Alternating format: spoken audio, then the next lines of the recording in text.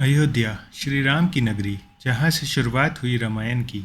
एक ऐसी कथा जो भारतवर्ष के इतिहास की पहचान है। क्या आप जानते हैं कि श्री राम की एक बहन भी थी और कुंभकर्ण 6 महीने तक क्यों सोता था? क्या यह कि रावण की पत्नी मंडोदरी जन्म से एक जानवर थी? अयोध्या से लेकर चित्रकूट तक, रामेश्वरम से लेकर लंका तक, हर जगह रामायण की कहानियां हैं जिन्हें यह दुनिया सदियों से सुनती आई है, जिसमें अनेकों किरदार बसे हैं। रामायण में छुपे हैं कुछ अनकहे किरदार और उनसे जुड़ी कुछ अनसुनी कहानियां। ऋषि विसर्प और राक्षसी केकसी की सबसे छोटी बेटी और रावण की बहन मीनाक्षी, इसे आगे चलकर शुर्पणखा के नाम से जाना गया। शुर्पणखा यानी लंबे नुकीले नाखूनों वाली। हम अक्सर सुनते हैं कि शुर्पणखा श्री राम और लक्ष्मण जी को देखकर उनकी ओर आकर्षित हो गई, लेकिन रामायण के कुछ वर्जन्स के अनुसार इस आकर्षण की आड़ में छुपी थी बदले की आग, जो शुर्पणखा रावण से ले रही थी। लेकिन आखिर ऐसी क्या बात थी?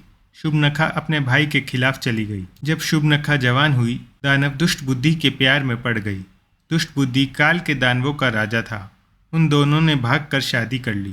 यह बात जब रावण को पता चली तो वह गुस्से से आग बबूला हो उठा, क्योंकि दानवों और असुरों के बीच सदियों से दुश्मनी चली आ रही थी। रावण हैरान था कि आखिर दानवों का राजा होने के बाद भी दुष्ट बुद्धि शूर्पणखा से शादी कैसे कर सकता है, जो शूर्पणखा की आड़ में रावण की मृत्यु का षड्यंत्र रच रहा था। रावण ने दुष्ट बुद्धि के राज्य पर हमला बोल दिया और उसकी हत्या कर दी।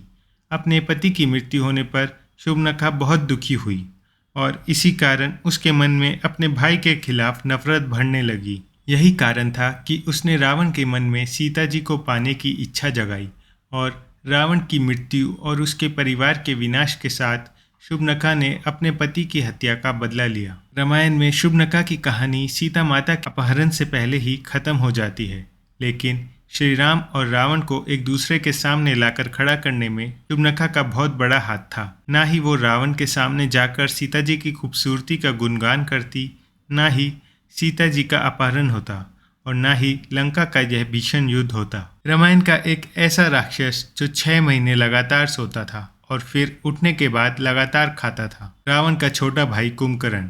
लेकिन क्या आप जानते हैं कि कुंभकर्ण लगातार 6 महीने तक सोता क्यों रहता था? इसका कारण था एक श्राप। वाल्मीकि रामायण के युद्ध कांड के अनुसार जन्म होते ही कुंभकर्ण ने संसार में तबाही मचानी शुरू कर दी। वो हर रोज 1000 से भी ज्यादा जीव जंतुओं को खा जाता था। जब देवराज इंद्र को इसके बारे में पता चला, तब वो कुंभकर्ण को सबक सिखाने पहुंचे।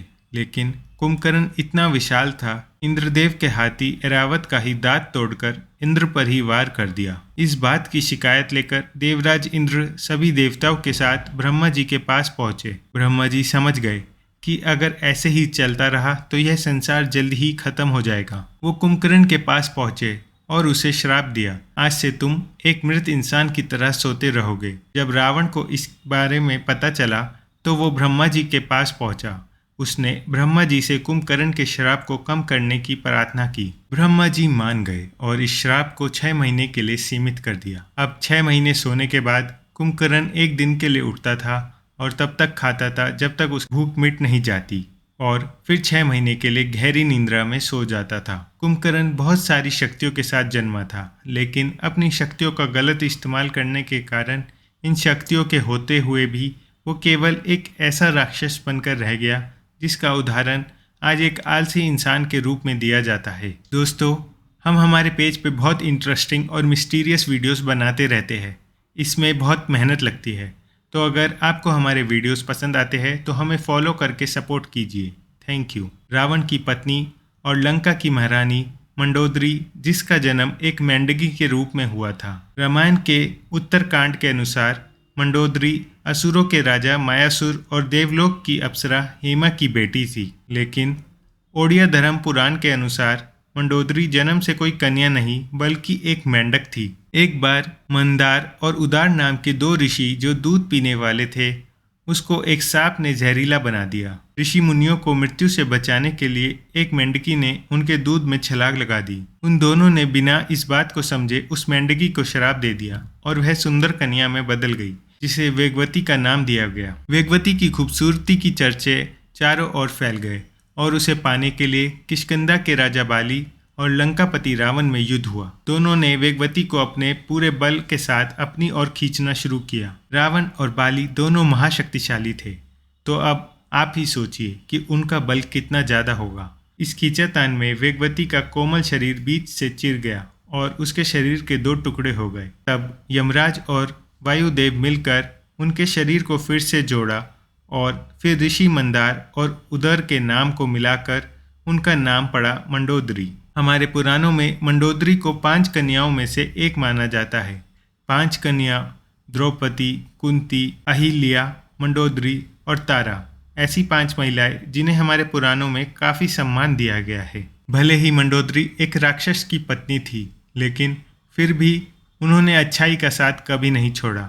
उन्होंने हर पल रावण को समझाया कि अपनी जिद छोड़कर माता सीता को विदा कर दे। वो जानती थी कि भले ही रावण कितना ही महाशक्तिशाली हो, श्री राम से नहीं जीत पाएगा, लेकिन रावण अपनी बात पर अड़ा रहा और उसकी यही जिद उसकी मृत्यु का कारण बनी। पूरा संसार श्री राम को राजा दशरथ के बड़े बेटे के रूप में जानता है, लेकिन श्री राम से भी पहले राजा दशरथ की एक बेटी थी जिसका नाम रामायण में लिया तो गया है, लेकिन उनके बारे में ज्यादा लोग नहीं जानते। राजा दशरथ और माता कौशल्या की पहली पुत्री और श्री राम की बड़ी बहन शांता, लेकिन उनका नाम रामायण में इतना महत्वपूर्ण होने के बाद भी गुम क्यों हो गया। वाल्मीकि रामायण के बालकांड के अनुसार एक बार अंग देश के राजा रोमपद और उनकी पत्नी वृष्णि अयोध्या पहुंचे। रोमपद राजा दशरथ के बहुत अच्छे दोस्त थे और वृष्णि माता कौशल्या की बहन थी। मजाक मजाक में वृष्णि ने राजा दशरथ से उनकी पुत्री को मांग लिया। तब उनकी कोई संतान नहीं थी। राजा दशरथ उनका यह दुख समझते थे और इसीलिए उन्होंने ये बात स्वीकार कर शांता को गोद देने का वचन दे दिया। अब क्योंकि रघुकुल रीत सदा चली आए, प्राण जाए पर वचन न जाए, तो राजा दशरथ ने अपनी प्राण से प्यारी बेटी शांता को राजा रोमपद को सौंप दिया और राजा रोमपद शांता से बहुत प्यार करते थे।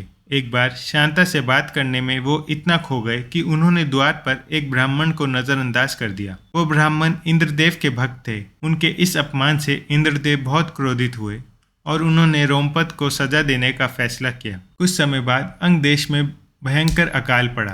अकाल से उभरने के लिए और इंद्रदेव को मनाने के लिए राजा रोमपद ने ऋषि श्रृंगी को यज्ञ के लिए बुलाया। यज्ञ के बाद अंग देश में अकाल समाप्त हुए। सबने इस बात के लिए ऋषि श्रृंगी का आभार माना और उन्हें सम्मानित करने के लिए शांता का विवाह उनके साथ करा दिया। आगे चलकर इन्हीं ऋषि द्वारा किए गए यज्ञ से श्री राम, लक्ष्मण, भरत और शत्रुघ्न का जन्म हुआ। देवी शांति का जन्म हुआ तो रघुकुल में था, लेकिन राजा रोमपद के गोद लेने के बाद उनका यह महत्वपूर्ण स्थान रामायण के बालकांड तक ही सीमित रह गया। लक्ष्मण जी, जिन्होंने अपना पूरा जीवन श्री राम की सेवा में बिता दिया, लेकिन श्री राम के दिए गए एक वचन के कारण उन्हें इस धरती को त्याग कर जल समाधि लेनी पड़ी। पद्म पुराण के अनुसार कई सालों तक अयोध्या पर राज करने के बाद एक दिन श्री राम के दरबार में एक साधु आए। उन्होंने श्री राम से कुछ देर बात की और फिर वो दोनों अकेले में बात करने के लिए कमरे में चले गए। श्री राम ने लक्ष्मण जी को आदेश दिया,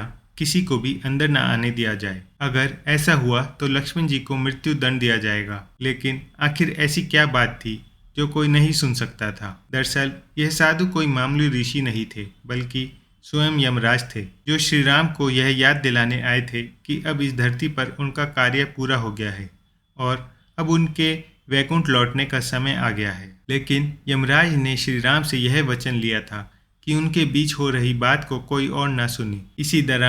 इसी दौरान ऋषि दुर्वासा वहां पधारे। दुर्वासा ऋषि के भयंकर क्रोध के कारण बड़े बड़े देवता भी उनसे डरते थे, लेकिन श्री राम की आज्ञा का पालन करते हुए लक्ष्मण जी ने उन्हें भी दरवाजे पर ही रोक लिया। ऋषि दुर्वासा बहुत क्रोधित हो गए। उन्होंने चेतावनी दी कि इस अपमान के बदले वो श्री राम को श्राप दे सकते हैं। लक्ष्मण जी, जो अपने भाई से अनंत प्रेम करते थे, यह बात सुनकर घबरा गए।